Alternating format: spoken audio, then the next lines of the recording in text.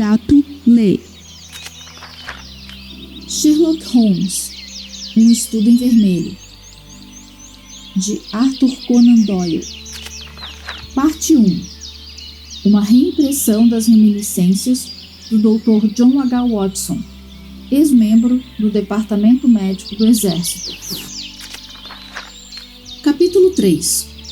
O mistério de Lauriston Gardens. Confesso que me causou considerável alarme essa nova prova da natureza prática das teorias do meu companheiro. Meu respeito por seu poder de análise teve um aumento assombroso. Uma suspeita residual ainda espreitava em minha mente, porém, dizendo que aquilo tudo era um episódio pré-arranjado para me impressionar. Se bem que o propósito terreno que ele poderia ter para me enganar estava além da minha compreensão. Quando olhei para Sherlock Holmes, ele tinha acabado de ler a mensagem, e seus olhos tinham assumido uma vaga expressão baça que mostrava abstração mental. Como diabos você deduziu? Deduziu o quê? Disse ele com petulância. Ora, que ele era um sargento da reserva dos fuzileiros navais. Não tenho tempo para ninharias, respondeu bruscamente. Em seguida, com um sorriso. Desculpe a grosseria. Você interrompeu minha linha de raciocínio, mas talvez não seja de todo mal. Quer dizer que você não percebeu, mesmo que aquele homem era o sargento dos fuzileiros navais? De fato, não percebi. Foi mais fácil perceber do que seria explicar porque eu sabia. Se lhe pedissem para provar que 2 e 2 são 4, você poderia encontrar alguma dificuldade, ainda que tenha certeza do fato. Mesmo do outro lado da rua, pude ver uma grande âncora azul tatuada no dorso da mão do camarada. Isso remete ao mar. Tinha uma postura militar, no entanto, e costeletas típicas. E aí temos o fuzileiro. Tratava-se de um homem com certa carga de alta importância e certo ar de comando. Você deve ter observado a maneira com que ele andava de cabeça erguida e balançava a bengala. Pela face, via-se um homem firme, respeitável, de meia idade também. Ou seja, todos os fatos que me levaram a acreditar que ele fora sargento no passado. Maravilhoso! Exclamei. Lugar comum, completou Holmes, embora eu achasse que, por sua expressão, estivesse satisfeito com a minha evidente surpresa e admiração. Disse há pouco que não havia criminosos. Parece que estou errado. Olhe isso. Jogou-me a mensagem trazida pelo homem. Ora essa! Exaltei-me ao passar os olhos pelo papel. É terrível. Parece ser um pouco fora do comum, observou com calma. Você se importaria de lê-lo em voz alta? Esta é a carta que li para ele. Meu caro Sr. Sherlock Holmes.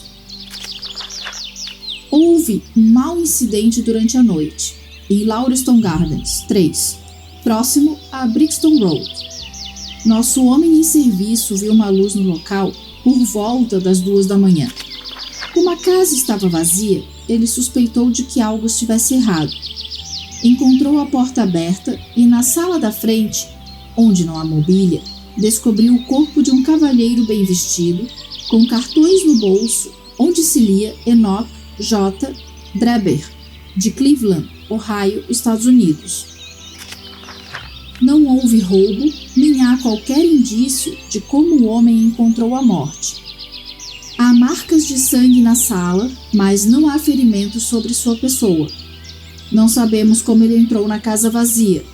De fato, todo o caso é intrigante. Se puder vir até a casa, em qualquer momento antes das 12 horas, o senhor me encontrará lá. Deixei tudo em status quo até receber um retorno seu. Se não puder vir, posso lhe oferecer mais pormenores e consideraria uma grande gentileza se o senhor pudesse me favorecer com a sua opinião. Com os melhores cumprimentos, Tobias Gregson. Gregson é o mais astuto dos oficiais da Scotland Yard. observou meu amigo.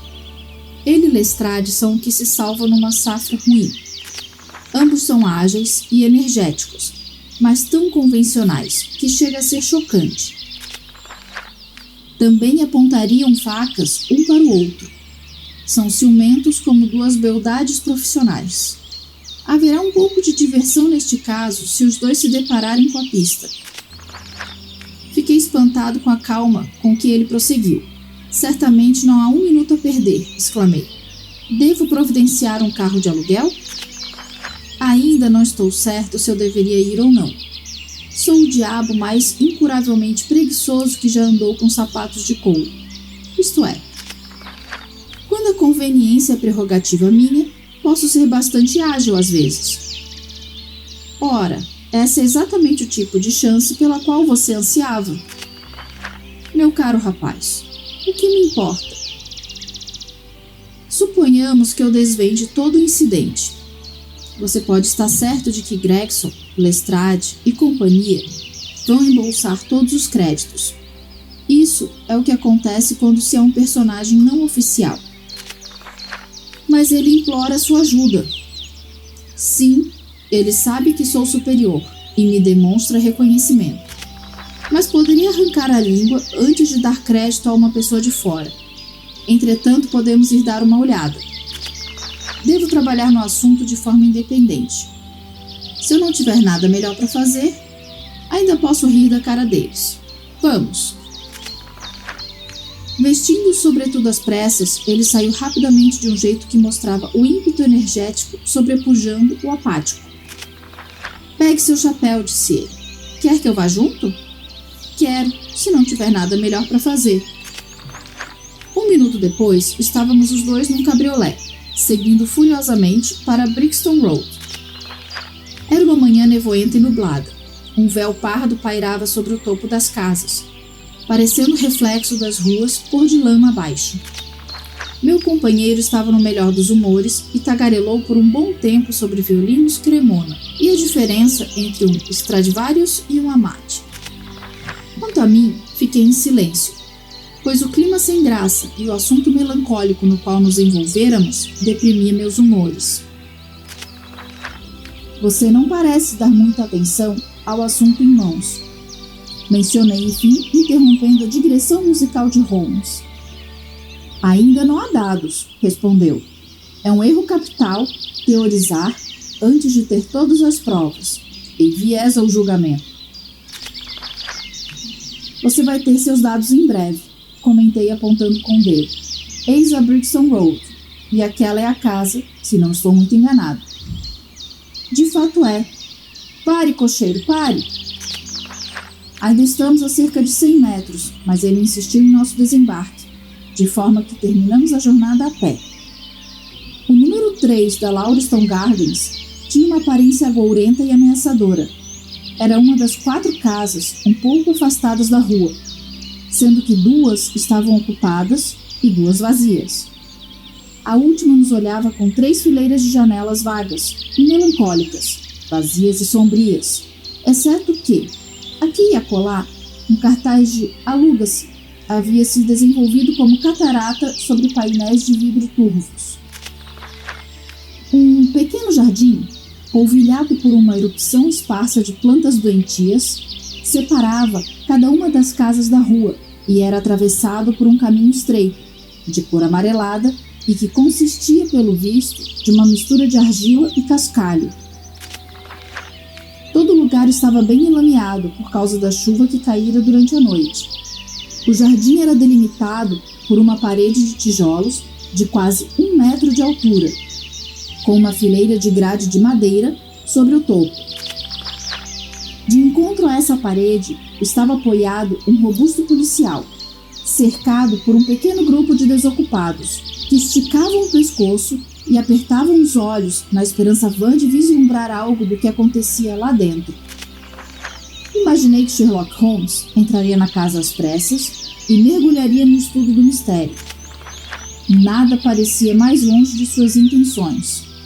Com um ar indiferente, que nas circunstâncias beirava a afetação, andava despreocupado pela calçada, observando o chão com olhos vagos, o céu as casas em frente e a fileira do gradil. Ao terminar sua observação, ele procedeu lentamente pelo caminho, quer dizer, pela franja de grama que flanqueava o caminho, mantendo os olhos voltados para o chão. 2 vezes ele parou, e numa eu ouvi sorrir, e o ouvi proferir uma exclamação satisfeita. Havia muitas marcas de pegadas sobre o solo de barro úmido, mas, como a polícia andara de um lado para o outro sobre ele, eu não consegui enxergar como meu companheiro poderia ter esperanças de descobrir coisa alguma a partir do terreno. Ainda assim, tivera tal prova extraordinária da argúcia de suas faculdades perceptivas, que não tive dúvidas de que ele poderia enxergar muita coisa que, para mim, era oculta. Na porta da casa, fomos recebidos por um homem alto, de rosto branco e cabelos cor de linho, segurando uma caderneta, e que se adiantou para apertar a mão do meu companheiro com efusão. É muita gentileza da sua parte ter vindo, disse ele. Deixei tudo intocado. Menos isso, respondeu meu amigo, apontando para o caminho na entrada. Se um rebanho de búfalos tivesse passado por ali, não poderia ter provocado mais bagunça. Sem dúvida, no entanto, você havia tirado as próprias conclusões antes de permitir tudo isso, Gregson. Tive muito o que fazer dentro da casa, retrucou o detetive evasivo. Meu colega, o Sr. Lestrade, está aqui. Eu confiara que ele cuidaria disso. Holmes me lançou um olhar e ergueu as sobrancelhas sardonicamente. Com 2 homens tais como você e Lestrade trabalhando no caso, não haverá muito que um terceiro possa descobrir. Gregson esfregou as mãos uma na outra, satisfeito consigo mesmo. Penso que todos fizemos o que podia ser feito, respondeu. É um caso estranho, porém, e eu conhecia seu gosto por esse tipo de coisas. Não veio até aqui num carro de aluguel? Perguntou Sherlock Holmes. Não, senhor. Nem Lestrade? Não, senhor. Então, nos deixe dar uma olhada no cômodo. Com tal observação inconsequente, ele entrou na casa, seguido por Gregson, cujas feições expressavam espanto. Uma curta passagem empoeirada e de tábuas nuas levava à cozinha e aos aposentos. 2 portas se abriram para ela, da esquerda e da direita. Era evidente que uma estivera fechada por muitas semanas. A outra pertencia à sala de jantar, o cômodo onde o caso misterioso acontecera. Holmes entrou e eu o segui com aquele sentimento tênue no coração que a presença da morte inspira. Era um grande cômodo quadrado, parecendo ainda maior pela ausência de quaisquer móveis. Um chamativo papel vulgar decorava as paredes, mas estava manchado em pontos com mofo. E, aqui e ali, grandes tiras haviam se descolado e estavam dependuradas, expondo o estuque amarelado por baixo. Em frente à porta, havia uma lareira vistosa, encimada por uma cornija que imitava mármore branco. Sobre um dos cantos da lareira estava um toco de vela vermelha. A janela solitária estava tão suja que a luz entrava difusa e incerta, projetando um tom acinzentado sobre tudo, intensificado pela grossa camada de poeira que cobria o ambiente. Todos esses detalhes eu observei depois. Naquele momento, minha atenção estava centrada sobre a única figura infeliz que jazia estirada sobre as tábuas do assoalho, com olhos vagos e cegos fitando o teto manchado. Era um homem de uns 43 ou 44 anos de idade, estatura mediana, ombros largos, cabelos pretos, crespos e uma barba curta. Vestia uma sobrecasaca pesada de casimira e colete, com calças de cor clara e colarinho e punhos imaculados. Uma cartola, bem escovada e em boas condições, estava colocada no chão ao seu lado. As mãos estavam crispadas e os braços abertos, enquanto os membros inferiores estavam torcidos, como se sua luta de morte tivesse sido penosa. A face rígida tinha uma expressão de horror e, ao que me parecia, de ódio, tal como eu nunca vira em feições humanas. Essa contorção maligna e terrível, combinada com a fronte baixa, o nariz achatado e a mandíbula prognata, dava ao morto uma singular aparência simiesca, intensificada pela postura retorcida antinatural. Já vi a morte em muitas formas, mas nunca me apareceu num aspecto mais assustador do que naquela sala sombria, que dava para uma das principais artérias do subúrbio de Londres. Lestrade, magro e mais parecido com um furão do que nunca, estava parado junto à porta e cumprimentou meu companheiro e a mim. Este caso vai causar um rebuliço, senhor, comentou. Supera qualquer coisa que eu já tenha visto, e não sou o covarde. Não há nenhuma pista? Perguntou Gregson. Absolutamente nenhuma, respondeu Lestrade.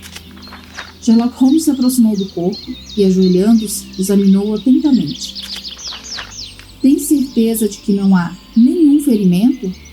Perguntou, apontando para as inúmeras gotas de sangue respingadas em toda parte. Positivo, exclamaram ambos os detetives. Então, é claro, este sangue pertence a um segundo indivíduo. Presume-se que é o assassino, se é que foi cometido o assassinato. Isso me lembra das circunstâncias externas que envolveram a morte de Van Jansen, em Utrecht, em 1834. Lembra-se do caso, Gregson? Não, senhor. Leia sobre ele. Você realmente deveria. Não há nada de novo sob o sol. Tudo já foi feito antes. Enquanto falava, seus dedos ágeis voavam aqui, voavam ali e voavam em toda parte, sentindo, pressionando, desabotoando, examinando, enquanto seus olhos exibiam a mesma expressão distante que já observei acima. O exame foi feito com tanta rapidez que dificilmente alguém teria adivinhado a minúcia com que foi conduzido. Por fim, Holmes cheirou os lábios do morto e depois deu uma olhada pelas solas das chamativas botas de couro. Ele não foi movido de nenhuma forma? Indagou. Não mais do que era necessário para os propósitos do nosso exame. Já podem levá-lo para o necrotério, disse ele. Não há nada mais a ser extraído daqui. Gregson tinha uma maca e 4 homens à disposição. Ao seu chamado, eles entraram na sala. O estranho foi erguido e levado. Ao levantarem-no, um anel tilintou depois de cair e rolou pelo chão. Lestrade o pegou e fitou com os olhos intrigados. Uma mulher esteve aqui, declarou. É uma aliança de casamento feminina. Estendeu-a na palma da mão enquanto falava. Todos nos reunimos em sua volta e ficamos observando. Não poderia haver dúvida alguma de que aquele aro de ouro simples um dia adornara o dedo de uma noiva. Isso complica as coisas, avaliou Gregson. Só Deus sabe que já estavam complicadas o suficiente antes. Tem certeza de que não simplifica? Observou Holmes.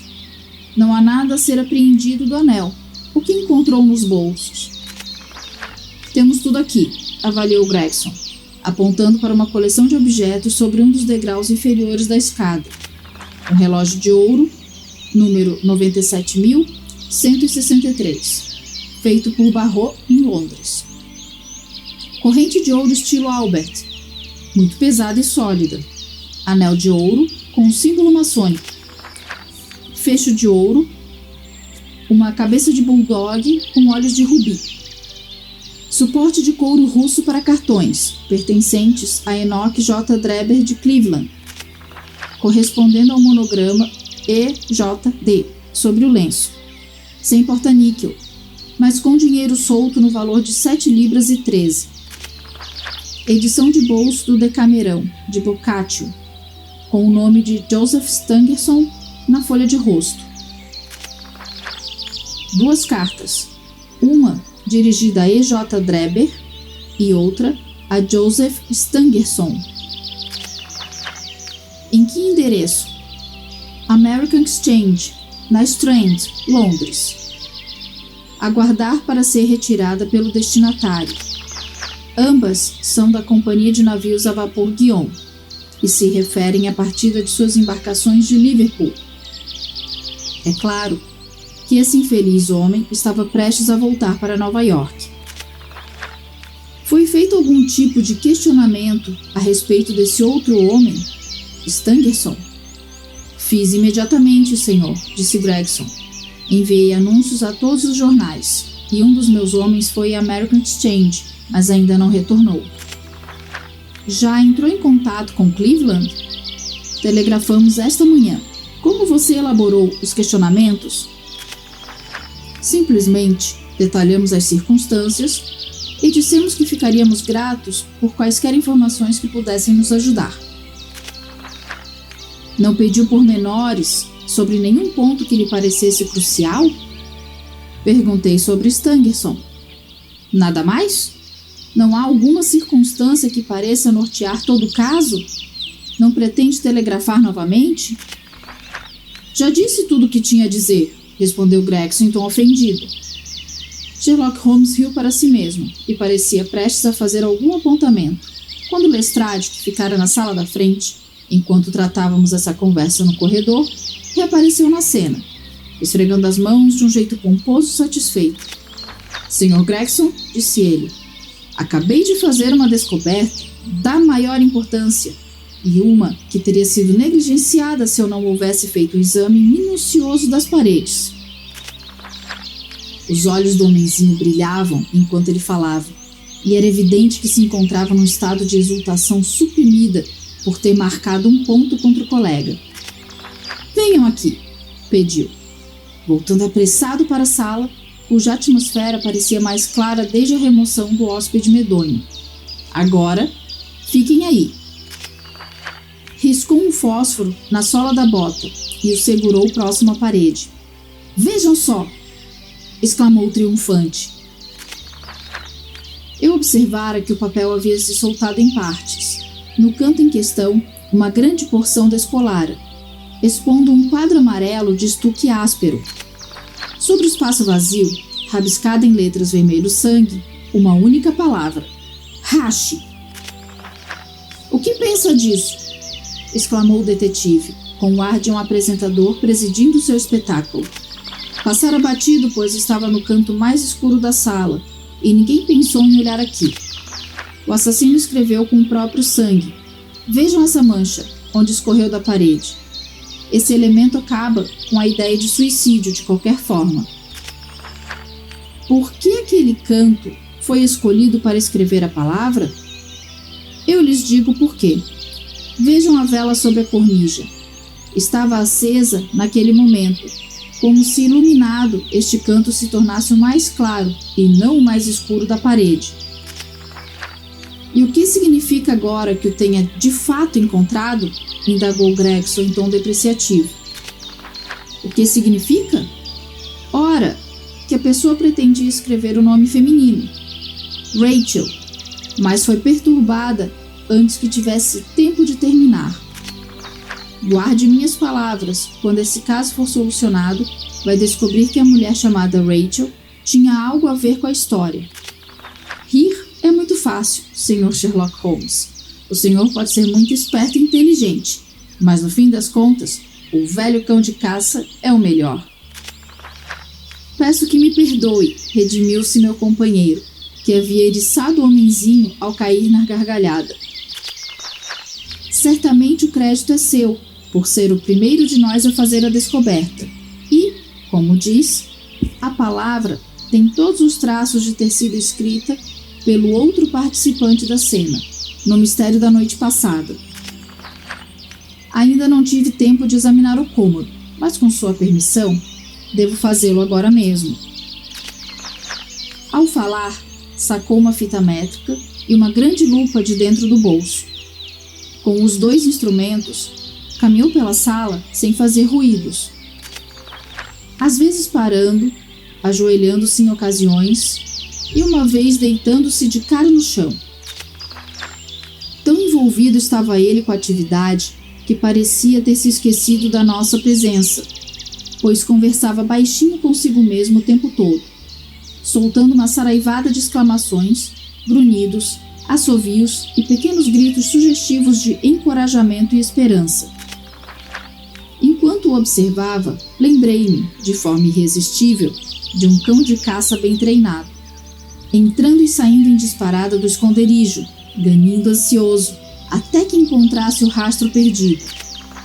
Por 20 minutos ou mais, ele continuou suas pesquisas, medindo com o mais cuidadoso esmero a distância entre marcas invisíveis e, ocasionalmente, aplicando a fita em paredes num padrão igualmente incompreensível. Em um local, pegou com muito cuidado um amontoadinho de poeira cinzenta do chão e o colocou dentro de um envelope. Por fim, examinou com a lupa a palavra na parede, passando por cada letra com a mais precisa exatidão. Isso feito, pareceu estar satisfeito, pois devolveu a fita e a lupa ao bolso. Dizem que a genialidade é a capacidade infinita de suportar inconvenientes, apontou com um sorriso. É uma péssima definição, mas se aplica ao trabalho de detetive. Gregson e Lestrade haviam observado as manobras do companheiro amador com considerável curiosidade e alguma hostilidade. Era evidente que não apreciavam o fato, o qual eu começava a compreender, de que as mais ínfimas ações de Sherlock Holmes eram todas dirigidas a algum fim definido e prático. O que pensa de tudo isso, senhor? Ambos perguntaram. Estaria lhes roubando o crédito do caso se tivesse a pretensão de oferecer minha ajuda, ponderou meu amigo. Estou indo tão bem agora que seria uma pena alguém interferir. Havia um mundo de sarcasmo em sua voz. Se me permitirem saber como vai sua investigação, continuou, ficarei feliz em prestar toda a ajuda que puder. Nesse meio tempo, preciso falar com o policial que encontrou o corpo. Podem me fornecer o nome e o endereço do cavalheiro? Lestrade olhou na caderneta. John Hans, respondeu. Não está em serviço no momento. O senhor o encontrará no número 46 de Adley Court, Kennington, Parkgate. Holmes tomou nota do endereço. Venha também, doutor, disse. Temos que procurá-lo. Vou lhes dizer uma coisa que pode ajudar no caso, continuou, virando-se para os 2 detetives. Ocorreu um assassinato e o assassino era homem. Tem mais de 1,80 m de altura, estava na flor da idade, tinha pés pequenos para a altura, calçava botas rústicas de bico quadrado e fumava charuto triquinopole. Veio até aqui com a vítima num carro de aluguel de 4 rodas, puxado por um cavalo com 3 ferraduras velhas e uma nova, na pata dianteira. E existem todas as probabilidades de o assassino ter o rosto vermelho e as unhas da mão direita especialmente longas. São apenas alguns indícios, mas podem ajudá-los. Lestrade e Gregson se entreolharam com um sorriso incrédulo. Se aquele homem foi assassinado, como isso foi feito? Perguntou o primeiro. Veneno, disse Sherlock Holmes lacônico, e saiu andando. Uma outra coisa, Lestrade, acrescentou virando-se já na porta. Rache é a palavra alemã para vingança, portanto não perca seu tempo procurando pela senhorita Rachel. Com essa frase de despedida, ele se foi e deixou os 2 rivais boquiabertos para trás. Esta obra de ficção pode ser adquirida para sua total contemplação através do link indicado aqui na descrição do vídeo. Obrigada por nos acompanhar neste capítulo.